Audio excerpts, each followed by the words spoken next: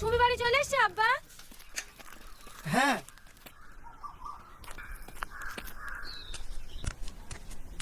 এই সুমি, হাতে পাতে আমগুলা।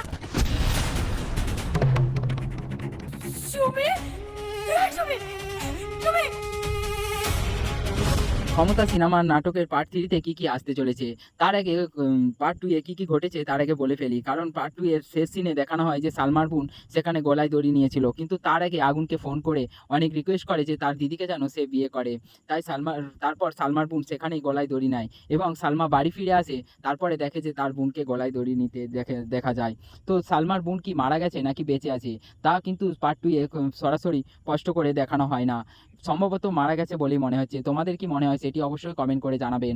আর অবশেষে তারপরে যেটা ঘটবে, আগুন তারপরেই এখানে আসবে।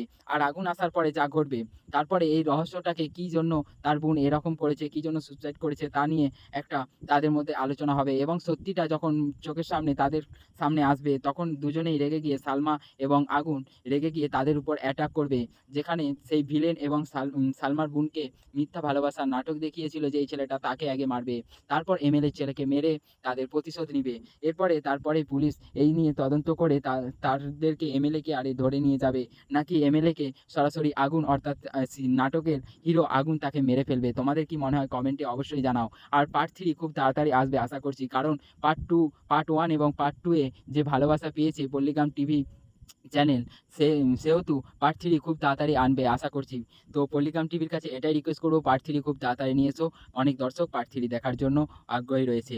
সো চলো, দেখা হচ্ছে পরের ভিডিওতে। ততক্ষণের জন্য ভালো থাকবেন, সুস্থ থাকবেন, টাটা।